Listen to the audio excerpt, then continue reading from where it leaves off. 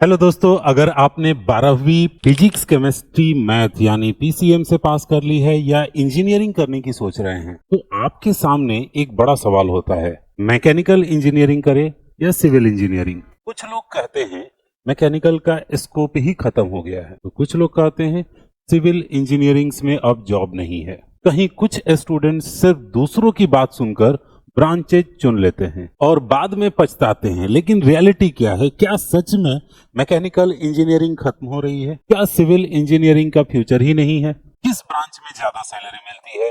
किसमें government job ज्यादा होते हैं? किसमें प्राइवेट सेक्टर और स्कोप बेहतर है? और सबसे जरूरी, आपके लिए कौन सी ब्रांच सही रहेगी? आज दोस्तों मैं आपके लिए एक बहुत ही इंपॉर्टेंट टॉपिक लेकर के आया हूं, जिसमें मैं कंपैरिजन करूंगा मैकेनिकल इंजीनियरिंग और सिविल इंजीनियरिंग के पूरे फ्यूचर स्कोप के साथ। हम मैकेनिकल इंजीनियरिंग और सिविल इंजीनियरिंग का एक कंप्लीट कंपैरिजन करेंगे इस वीडियो के खत्म होने तक, और आपका पूरा का पूरा कंफ्यूजन कंप्लीटली दूर कर देंगे। दोस्तों, मैकेनिकल इंजीनियरिंग और सिविल इंजीनियरिंग में क्या डिफरेंस होता है, या फिर कहें क्या होता है, सबसे पहले इस चीज को समझते हैं। शुरू करेंगे अपने इसी टॉपिक के साथ। मैं आज आपको सारी चीजों पे क्लियर करने वाला हूं कि क्या करियर के स्कोप होंगे, क्या इंफ्रास्ट्रक्चर पे क्या यूज होता है, मशीनों पे क्या लगता है, फ्यूचर क्या है और क्या सैलरी है। कोई कंफ्यूजन नहीं रहने वाला है। शुरुआत हमारा हमेशा की तरह वही होगा कि इन दोनों चीजों को बेसिक जो डिफरेंस है उसको समझते हैं। सबसे पहले मैकेनिकल की बात करेंगे, फिर हम लोग सिविल की बात करेंगे। तो मैकेनिकल इंजीनियरिंग क्या है? तो दोस्तों, मैकेनिकल इंजीनियरिंग में आपको डिजाइनिंग, मैन्युफैक्चरिंग, मेंटेनेंस और मशीन, इन सब के बारे में आपको पढ़ना रहता है। इसके अंदर आपको ऑटोमेशन, इंडस्ट्रियल इक्विपमेंट्स, प्रोडक्शन, ये सब काम आते हैं। मैकेनिकल इंजीनियरिंग मशीनों के डिजाइन, डेवलप और मैन्युफैक्चर को मेंटेन करने का काम करता है। सीधे सीधे ये कह सकते हैं, फैक्ट्री या इंडस्ट्री में चलने वाली अधिकांश मशीन के पीछे मैकेनिकल इंजीनियर्स की भूमिका होती है। सिविल इंजीनियरिंग के बारे में भी समझ लेते हैं। मैकेनिकल क्लियर हो गया, यानी ये सारे काम एक मैकेनिकल करता है और ये सारे काम एक सिविल करता है। इसका क्या काम है सिविल इंजीनियरिंग? तो इनका काम है बिल्डिंग, रोड्स, मेट्रो, एयरपोर्ट्स, या जो भी ब्रिजेज वगैरह बनते हैं, डैम्स बनते हैं, एयरपोर्ट्स के साथ साथ हाईवे भी बनते हैं, और इंफ्रास्ट्रक्चर डेवलपमेंट के जितने भी काम है, सिविल इंजीनियर्स इन सभी प्रोजेक्ट की प्लानिंग, डिजाइन और कंस्ट्रक्शन और मेंटेनेंस का काम देखते हैं। यानी देश के विकास में बनने वाले बड़े बड़े इंफ्रास्ट्रक्चर प्रोजेक्ट की जिम्मेवारी एक सिविल इंजीनियर के ऊपर होती है। वो ये सारी चीजें करते हैं, इनको डिजाइन भी करते हैं, कंस्ट्रक्ट भी करते हैं और इंफ्रास्ट्रक्चर डेवलप करने में भी हेल्प करते हैं। सिंपल भाषा में, मैकेनिकल इंजीनियर मशीन्स की इंजीनियरिंग करता है, मशीन की इंजीनियरिंग से रिलेटेड है। सिविल इंजीनियर इंफ्रास्ट्रक्चर की इंजीनियरिंग है। दोस्तों, फाइनली इस चीज को क्लियरली समझ लीजिए, मैकेनिकल इंजीनियर इंडस्ट्रीज को चलाने वाली मशीन्स बनाते हैं। सिविल इंजीनियर्स देश को चलाने के लिए रोड, ब्रिज, बिल्डिंग और इंफ्रास्ट्रक्चर का निर्माण करते हैं। दोनों ब्रांचेज में क्या पढ़ाया जाता है? अगर आपके मन में ये सवाल है तो नेक्स्ट टॉपिक यही है हमारा। सबसे पहले मैंने आपको ब्रीफ में बता दिया, अब हम लोग बात करते हैं दोनों ब्रांचेज के सब्जेक्ट्स के बारे में। क्या क्या पढ़ेंगे मैकेनिकल इंजीनियरिंग और सिविल इंजीनियरिंग में, एक्चुअल में कौन कौन से टॉपिक्स कवर की जाती है, पढ़ाई जाती है। तो दोनों ब्रांच के सब्जेक्ट एकदम अलग अलग होते हैं, क्योंकि दोनों का काम भी अलग होता है। मैकेनिकल इंजीनियर्स जो होते हैं, मैकेनिकल इंजीनियरिंग में जो सब्जेक्ट्स पढ़ते हैं उसमें सबसे पहले आता है इंजीनियरिंग मशीन। मशीन्स और स्ट्रक्चर पर लगने वाले फोकस तथा मोशन का अध्ययन किया जाता है। ये सबसे एक नंबर में आता है इंजीनियरिंग मशीन। फिर उसके बाद से नेक्स्ट थर्मोडायनेमिक्स। थर्मोडायनेमिक्स के अंदर आपको हीट, एनर्जी, इंजन कैसे काम करते हैं ये सिखाया जाता है। फ्लूइड मैकेनिज्म, इसके अंदर क्या आपको सिखाया जाता है? फ्लूइड मशीन्स कह सकते हैं। तो लिक्विड और गैसेस के फ्लो क्या, उनके व्यवहार, ये सारी चीजों को समझाया जाता है। मशीन डिजाइन आता है, जिसके अंदर नई मशीन और उनके पार्ट्स का डिजाइन करना सिखाया जाता है। मैन्युफैक्चरिंग टेक्नोलॉजी होती है, जिसके अंदर फैक्ट्रीज में प्रोडक्ट कैसे और मैन्युफैक्चरिंग प्रोसेस कैसे किया जाता है ये पढ़ाया जाता है। हीट ट्रांसफर होता है, ऑटोमोबाइल होता है। अब हीट ट्रांसफर की बात करें तो एक स्थान से दूसरे स्थान तक कैसे ट्रांसफर किया जाता है हीट, ये चीज समझाया जाता है। Automobile engineering, cars, bikes, trucks और अन्य जितने भी व्हीकल्स हैं उन सब की टेक्नोलॉजी का अध्ययन इसमें कराया जाता है। ये पूरा कवर अप किया जाता है आपको मैकेनिकल इंजीनियरिंग में। तो अगर इन सब चीजों में आपके इंटरेस्ट बनते हैं तो ये आपके लिए बेहतर है। अब समझते हैं सिविल इंजीनियरिंग। तो इसमें सबसे पहले नंबर में जो चीज आता है सर्वेइंग, यानी सर्वे करना, जिसमें कंस्ट्रक्शन शुरू करने से पहले लैंड मेजरमेंट और मैपिंग करना सिखाया जाता है। फिर उसके बाद से आता है स्ट्रक्चरल इंजीनियरिंग, जिसके अंदर बिल्डिंग, ब्रिज और स्ट्रक्चर को मजबूत और सुरक्षित डिजाइन करना सिखाया जाता है। आरसीसी डिजाइन यानी रेनफोर्स सीमेंट कंक्रीट स्ट्रक्चर का डिजाइन कैसे बनाते हैं या फिर इसका एनालिसिस करना, ये सारी चीजें सिखाई जाती है। ट्रांसपोर्टेशन इंजीनियरिंग इसके बाद से आता है, जिसमें रोड्स बनाना, हाईवे बनाना, ब्रिजेस, ट्रैफिक सिस्टम्स की प्लानिंग पूरी पढ़ाई जाती है। इन्वायरमेंटल इंजीनियरिंग, जिसमें वाटर सप्लाई, सीवेज सिस्टम, ये सारी चीजें आपको पढ़ाई जाती है। पॉल्यूशन कंट्रोल की जानकारी दी जाती है। फिर इसके बाद से आता है जियो टेक्निकल इंजीनियरिंग, जिसमें सॉइल टेस्टिंग और फाउंडेशन डिजाइन का अध्ययन कराया जाता है। दोस्तों, कंस्ट्रक्शन मैनेजमेंट भी इसके अंदर में आता है, जिसमें आपको कंस्ट्रक्शन प्रोजेक्ट की प्लानिंग, बजट और क्वालिटी और साथ ही साथ उसके साइट मैनेजमेंट भी सिखाए जाते हैं। ये सारी चीजें सिविल के अंदर में आती हैं। फाइनली क्लियर कर लीजिए, अगर आपको मशीन्स, इंजन और मैन्युफैक्चरिंग टेक्नोलॉजी पसंद है तो मैकेनिकल इंजीनियरिंग आपके लिए बेहतर हो सकती है। लेकिन अगर आपको बिल्डिंग कंस्ट्रक्शन, रोड और इंफ्रास्ट्रक्चर डेवलप करने में इंटरेस्ट है तो सिविल इंजीनियरिंग से बेहतर आपके लिए कोई ऑप्शन हो ही नहीं सकता है। दोस्तों, किस ब्रांच में प्रैक्टिकल ज्यादा होता है? चलिए इस सवाल को कवर करते हैं नेक्स्ट स्लाइड में। अगर आपके दिमाग में है कि प्रैक्टिकल कहां ज्यादा है, तो मेरे हिसाब से लगभग दोनों में ही प्रैक्टिकल काम रहते हैं। दोनों ब्रांचेज प्रैक्टिकल ओरिएंटेड है, यानी सिर्फ थ्योरी पढ़ने के लिए नहीं चलता। लैब वर्क, प्रैक्टिकल ट्रेनिंग और इंडस्ट्रियल एक्सपोजर भी उतना ही जरूरी होता है। मैकेनिकल इंजीनियरिंग की अगर बात करें तो इसमें आपको वर्कशॉप के ऊपर काम करना होगा, जहां स्टूडेंट अलग अलग मशीन, टूल्स और मैन्युफैक्चरिंग टेक्निक्स का प्रैक्टिकल सीखते हैं। मशीन लैब होते हैं, जहां पर आपको जैसे पंप हो गया, टरबाइंस हो गए और अन्य मशीन सिस्टम्स की वर्किंग और प्रैक्टिकल चीजों को समझाया जाता है। कैड डिजाइन करना इसी में आता है आपको, जिसमें कंप्यूटर सॉफ्टवेयर की मदद से मशीन पार्ट्स और कंपोनेंट्स की 2D और 3D डिजाइन बनाना सीखते हैं। मैन्युफैक्चरिंग लैब हो गया, जिसमें प्रोडक्ट्स बनाने की पूरी मैन्युफैक्चरिंग प्रोसेस प्रैक्टिकल तरीके से समझाया जाता है। इंडस्ट्रियल ट्रेनिंग इसमें आता है, जिसके अंदर में आपको फैक्ट्रीज और इंडस्ट्रीज के रियल मशीन्स के साथ काम करने का अनुभव मिलता है। सिविल इंजीनियरिंग की बात करते हैं तो इसमें सबसे पहले नंबर होता है साइट विजिट, जिसमें कंस्ट्रक्शन साइट पर जाकर रियल प्रोजेक्ट को करीब से समझना होता है।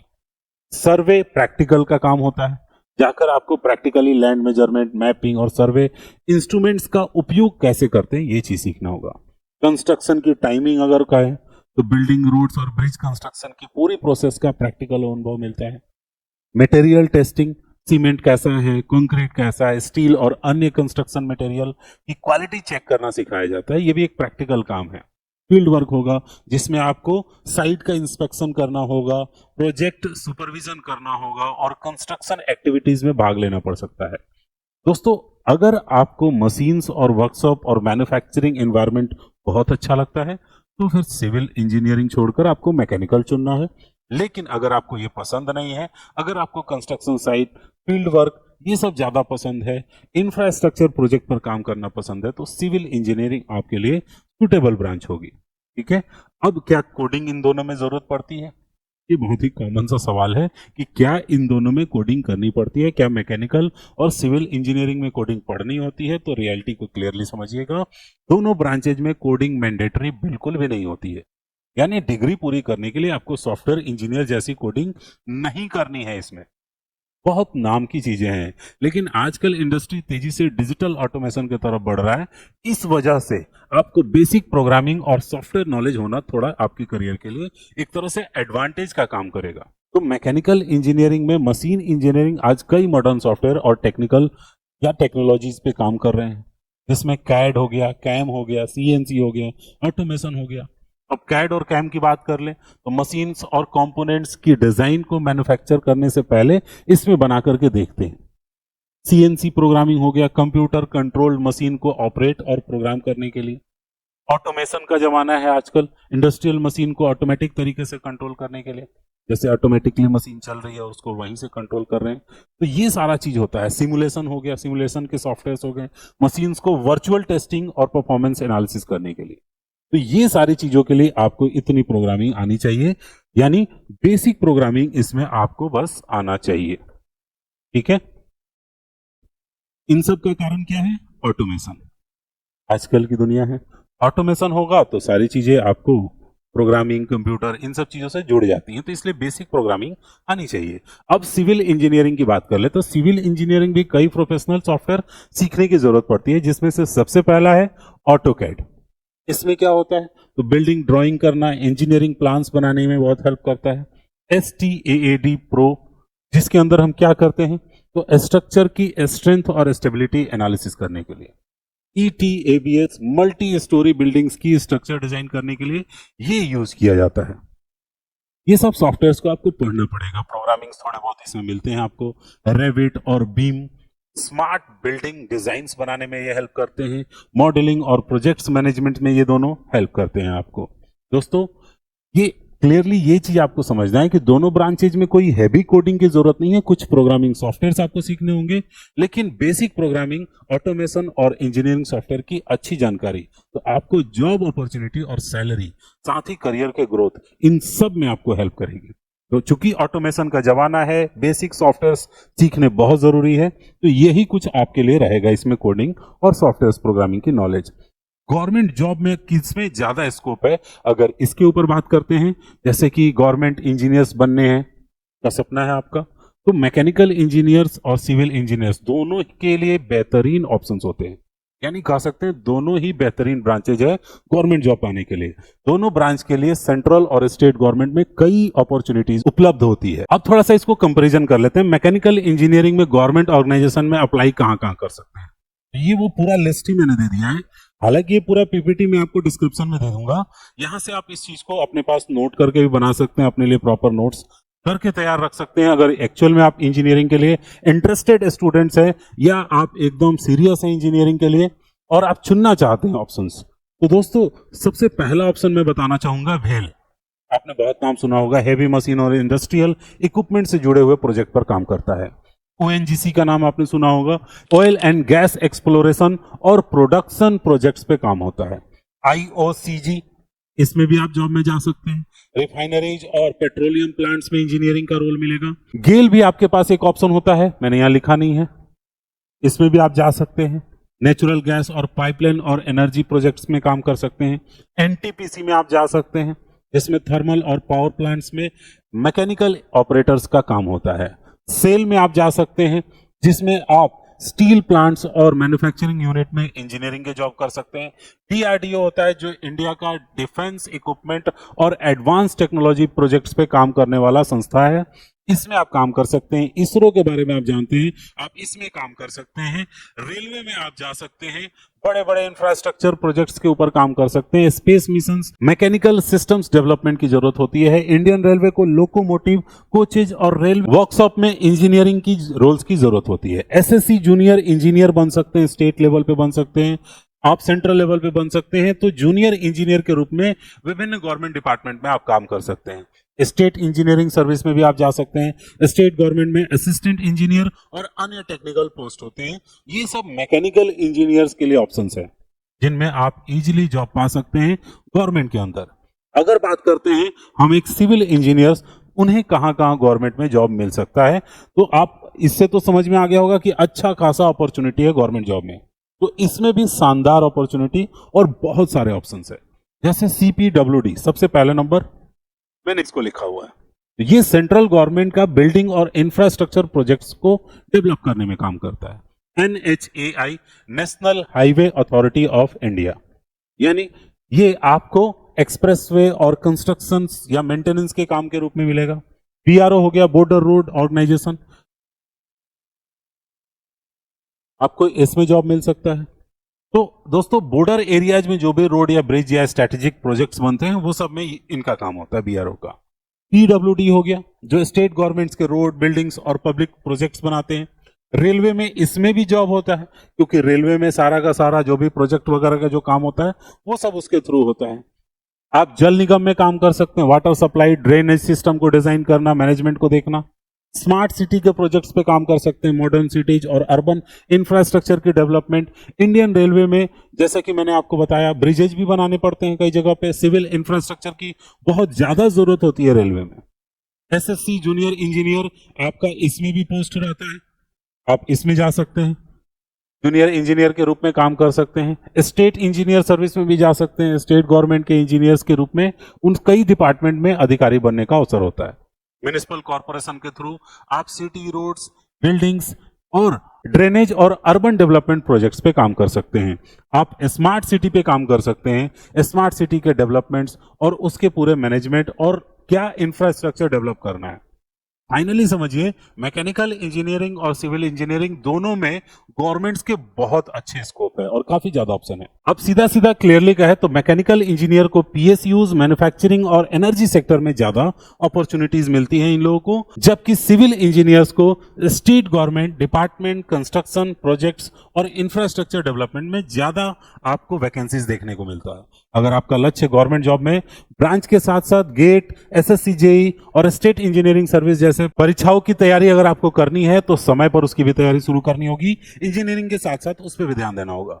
लेकिन अगर आप गवर्नमेंट जॉब में इंटरेस्टेड नहीं है तो प्राइवेट जॉब में भी इसके लिए भर भर के ऑप्शन है। अगर हम बात करें प्राइवेट सेक्टर में करियर अपॉर्चुनिटीज की, तो आज के समय में मैकेनिकल इंजीनियरिंग और सिविल इंजीनियरिंग दोनों की प्राइवेट सेक्टर में बहुत अच्छी डिमांड है। ये जो लोग कह रहे हैं कि नहीं है डिमांड, वो गलत कह रहे हैं। मैकेनिकल इंजीनियरिंग इस इंडस्ट्रीज में काम कर सकते हैं, ऑटोमोबाइल इंडस्ट्रीज में, जहां कार, बाइक, ट्रक्स, ऑटो, ये सारे कंपोनेंट जो भी बनते हैं ऑटो पार्ट्स के, उन सबको डिजाइन करना और मैन्युफैक्चरिंग करना। मैन्युफैक्चरिंग इंडस्ट्रीज में काम कर सकते हैं, जिसमें फैक्ट्री, प्रोडक्शन, मशीन्स और इंडस्ट्रियल ऑपरेशंस को मैनेज करना होता है। पावर प्लांट्स में आप काम कर सकते हैं, आप ऑयल एंड गैस प्लांट्स में काम कर सकते हैं, पावर प्लांट्स में टरबाइंस, बॉयलर्स और मैकेनिकल इक्विपमेंट्स की मेंटेनेंस। ऑयल गैस कंपनीज में रिफाइनरी हो गया, पाइपलाइन हो गया, इंडस्ट्रियल मशीनरीज पर काम करना होता है। एरोस्पेस इंडस्ट्रीज में भी काफी अच्छा स्कोप है, जिसमें एरोस्पेस के कंपोनेंट्स की डिजाइन और प्रोडक्शन करना। हेवी इंजीनियरिंग कंपनीज में भी जा सकते हैं जो लार्ज इंडस्ट्रियल मशीन्स और हेवी इक्विपमेंट्स का निर्माण करते हैं। तो ये वो सारे आपके पास ऑप्शन है प्राइवेट सेक्टर में जाने के लिए। अगर आप एक मैकेनिकल इंजीनियर हैं, अगर आप सिविल इंजीनियर हैं, तो ये वो सारे ऑप्शन है जिसमें आप जा सकते हैं और इसमें भी करियर की अपॉर्चुनिटी की कोई कमी नहीं। कंस्ट्रक्शन कंपनी सबसे पहले नंबर में आपको पसंद करेंगे, जिसमें आप कंस्ट्रक्शन, बिल्डिंग, ब्रिज और कमर्शियल प्रोजेक्ट्स का कंस्ट्रक्शन का डिजाइन करेंगे। रियल एस्टेट कंपनीज की बात करें तो इसमें रेसिडेंशियल और कमर्शियल बिल्डिंग्स का डेवलपमेंट ज्यादा होता है। इंफ्रास्ट्रक्चर प्रोजेक्ट्स भी होते हैं, जैसे कि roads, metros, flyover, airports, public infrastructure का निर्माण करना, ये सारे काम आते हैं। मेट्रो प्रोजेक्ट तो आप अलग से कह सकते हैं, एक तरह से ट्रैक और अर्बन ट्रांसपोर्ट पूरा इंफ्रास्ट्रक्चर डेवलप करना। हाईवे के प्रोजेक्ट्स मिलते हैं, प्राइवेट कंपनी को ही गवर्नमेंट टेंडर देता है, तो प्राइवेट कंपनीज सिविल इंजीनियर्स को हायर करते हैं। स्मार्ट सिटी के प्रोजेक्ट्स भी गवर्नमेंट कई बार किसी किसी कंपनी को दे देती है। तो इन मॉडर्न सिटीज को अर्बन डेवलपमेंट प्रोजेक्ट्स में काम करने का सिविल इंजीनियर्स के पास मौका होता है। कंसल्टेंसी फर्म में भी काम कर सकते हैं, जिसमें आप स्ट्रक्चरल डिजाइन, प्रोजेक्ट प्लानिंग और इंजीनियरिंग कंसल्टेंसी सर्विसेज चला सकते हैं। अगर भारत में इंफ्रास्ट्रक्चर, कंस्ट्रक्शन और अर्बन डेवलपमेंट तेजी से बढ़ता है तो सिविल इंजीनियर्स की डिमांड भी लगातार बढ़ती रहेगी, जहां पर मुझे नहीं लगता कहीं से भी कमी होने की कोई चांसेस है, क्योंकि ये आबादी रुकने वाली तो नहीं है, बढ़ती रहेगी। डिमांड भी बढ़ता रहेगा और इंफ्रास्ट्रक्चर को बहुत ज्यादा बेहतर करने की जरूरत भी है, ये आपको भी पता है। वही बात करें मैन्युफैक्चरिंग, ऑटोमोबाइल, एनर्जी और इंडस्ट्रियल ग्रोथ बढ़ने पर मैकेनिकल इंजीनियर्स की डिमांड रहेगी और ये बढ़ती हुई मांग हमेशा बढ़ते रहने वाली है, कम नहीं होने वाली है। यानी दोनों ब्रांचेज के प्राइवेट सेक्टर में शानदार स्कोप है और आपकी स्किल और प्रैक्टिकल नॉलेज आपके और अपॉर्चुनिटी को बढ़ा देती है। अब दोस्तों हम लोग बात करने वाले हैं कि कितनी सैलरी मिलती है एक ब्रांच में। तो मैकेनिकल अगर आप करते हैं तो आपकी 3.5 लाख से लेकर 7 लाख, ये मैं प्रेशर की बात कर रहा हूं, बिगिनिंग में आपको शुरुआत में मिलेगी। तो सैलरी सिर्फ ब्रांच पर नहीं बल्कि स्किल, कॉलेज, कंपनी और आपके एक्सपीरियंस पर भी निर्भर करता है। तो मैकेनिकल इंजीनियर है 3.5 से 7 लाख। अगर आप एक सिविल इंजीनियर हैं 3 से 6.5 लाख रुपए मिलेगी। अगर आपके टेक्निकल स्किल, इंडस्ट्रियल ट्रेनिंग और प्रैक्टिकल नॉलेज अच्छी है तो बेहतर कंपनीज में इससे अच्छे पैकेज मिलने की बहुत ज्यादा संभावना है, ये मिनिमम मैं बता रहा हूं। अगर आप सिविल इंजीनियर हैं और आपने किसी बड़ी कंस्ट्रक्शन कंपनी, इंफ्रास्ट्रक्चर प्रोजेक्ट या कंसल्टेंसी फर्म में मौका मिल जाए आपको, तो शुरुआती सैलरी और करियर ग्रोथ दोनों बेहतर हो सकते हैं।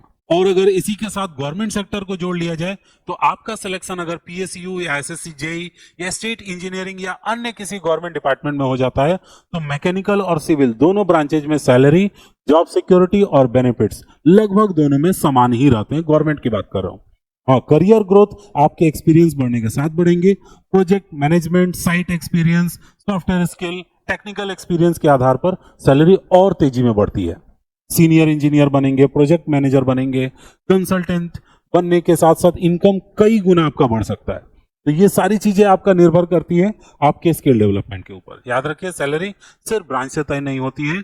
आपकी स्किल, आपका एक्सपीरियंस, आपका सर्टिफिकेशन और प्रैक्टिकल नॉलेज ही आपकी असली वैल्यू तय करती है। इसलिए ब्रांच के साथ साथ खुद को भी अपग्रेड करते रहना जरूरी है। अब हम लोग बात करेंगे कि हायर स्टडीज या अब्रॉड अगर आप जाना चाहते हैं तो कौन कौन से आपके पास अपॉर्चुनिटीज हैं, ग्रेजुएशन के बाद आप आगे क्या क्या कर सकते हैं। ये आप इंजीनियरिंग कर रहे हैं, मैकेनिकल या सिविल, तो आप क्या क्या ऑप्शंस आपके लिए हैं। तो मैंने दोनों के लिए रखा हुआ है, चाहे आप सिविल इंजीनियरिंग में जाना चाहें या मैकेनिकल इंजीनियरिंग में जाना। सीधा सीधा कहा जाए तो दोनों ही ब्रांचेज में अब्रॉड के करियर बहुत ही अच्छे हैं। चाहे आप मैकेनिकल इंजीनियर हो या सिविल इंजीनियर्स के स्टूडेंट्स हो, हायर स्टडीज कई बेहतरीन ऑप्शंस आपको इसमें मिलते हैं। हायर स्टडीज के लिए सबसे पहला किसी एक टेक्निकल फील्ड में स्पेशलाइजेशन करने के लिए आप एमटेक कर सकते हैं। ठीक है, ये दोनों में ही ऑप्शन होता है। आप एमबीए कर सकते हैं, प्रोजेक्ट मैनेजमेंट, ऑपरेशंस और मैनेजमेंट करियर में अपने आप को आजमाने के लिए आप एमबीए भी कर सकते हैं। आप एमएस अब्रॉड से कर सकते हैं, विदेश में जाकर के, विदेश की यूनिवर्सिटी से एडवांस एजुकेशन और ग्लोबल करियर अपॉर्चुनिटीज के लिए। पीएचडी कर सकते हैं, आप रिसर्च कर सकते हैं, आप इनोवेशन कर सकते हैं। टीचिंग के क्षेत्र में करियर बनाने के लिए एक बेहतरीन ऑप्शन होता है पीएचडी। आप ग्लोबल मैन्युफैक्चरिंग कंपनी में कहीं भी काम कर सकते हैं, अब्रॉड में आपके लिए बहुत अच्छा ऑप्शन है। दोस्तों, मैकेनिकल इंजीनियर्स की बात करें तो अच्छी डिमांड है। कौन कौन से देशों में अगर मैं बात करूं तो जैसे जर्मनी हो गया, जापान हो गया, कनाडा हो गया, मिडिल ईस्ट, यूएसए। मैं सिर्फ एक की नहीं बात कर रहा हूं, दोनों की बहुत अच्छी डिमांड है। जर्मनी में ऑटोमोबाइल्स में, रोबोटिक्स में, मैन्युफैक्चरिंग इंडस्ट्रीज के लिए। जापान में बात करें तो एडवांस मशीन्स, ऑटोमेशन और इंडस्ट्रियल टेक्नोलॉजी के लिए। यूरोप में बात करें तो manufacturing, aerospace, industrial engineering projects. Middle east की बात करें तो वहां पर तेल और गैस की भरमार है, तो वहां पर oil and gas, power plants और हैवी इंडस्ट्रीज में अपॉर्चुनिटीज मिल सकता है। ये सब इन मैकेनिकल इंजीनियर्स के लिए ऑप्शंस थे। अगर हम सिविल इंजीनियर्स की बात करें कि उन्हें इन देशों में तो क्या मिलेगा, तो सबसे पहले तो मिडिल ईस्ट की ही बात करते हैं। बहुत सारे बिल्डिंग्स बन रहे हैं, हाईवेज, मेट्रो, मेगा इंफ्रास्ट्रक्चर सारे आपको यूएई और मिडिल ईस्ट में देखने को मिल रहे हैं। कनाडा की बात करें तो कनाडा और ऑस्ट्रेलिया में कंस्ट्रक्शन, अर्बन डेवलपमेंट और पब्लिक इंफ्रास्ट्रक्चर पे बहुत ज्यादा काम करने के लिए आपको ऑप्शन मिल सकता है। यूके इंफ्रास्ट्रक्चर प्लानिंग और सिविल कंस्ट्रक्शन प्रोजेक्ट आपको मिलेगा यूके के अंदर सिविल इंजीनियर को। सिंगापुर में भी आपके पास जॉब की अपॉर्चुनिटी है, वहां पर स्मार्ट सिटी, ट्रांसपोर्ट और कमर्शियल कंस्ट्रक्शन प्रोजेक्ट्स मिलते हैं। मैकेनिकल इंजीनियरिंग और सिविल इंजीनियरिंग दोनों का इंडिया और अब्रॉड में अच्छा स्कोप है।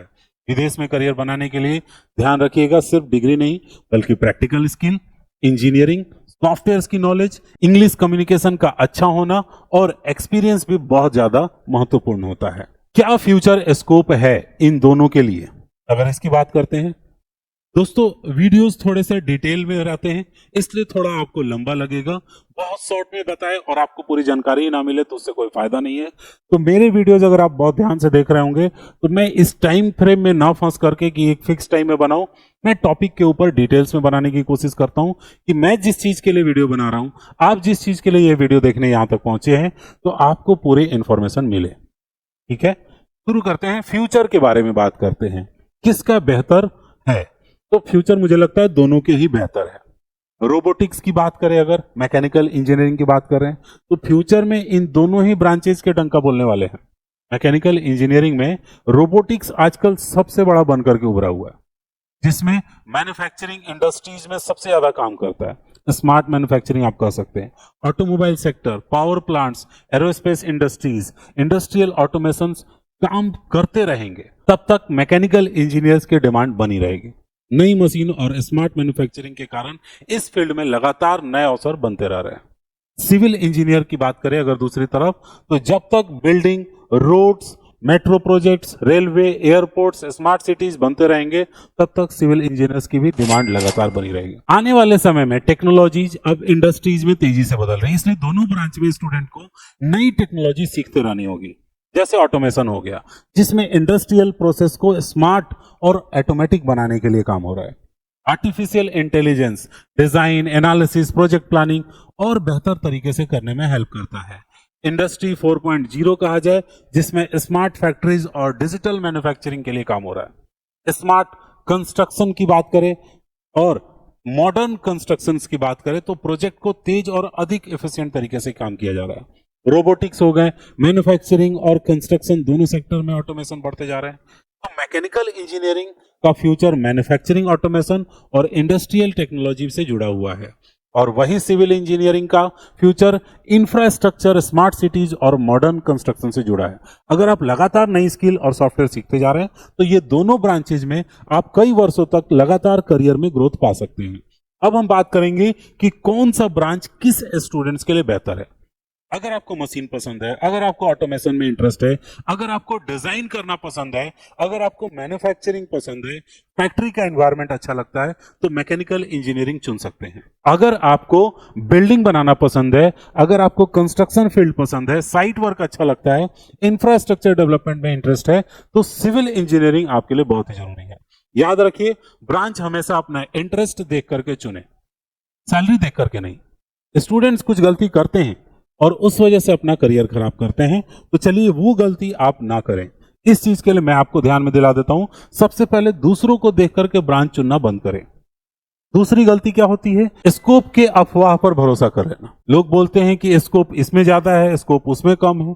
तीसरी गलती, कॉलेज और उसकी क्वालिटी को बिना चेक किए हुए एडमिशन लेने के लिए चले जाना। चौथी गलती है स्किल और इंटर्नशिप पर ध्यान नहीं देना, इंटर्नशिप बीच में छोड़ना, स्किल पर काम नहीं करना। और पांचवी गलती है सिर्फ डिग्री पर भरोसा करना। इन गलतियों से दोस्तों आपको बचना होगा हर हाल में।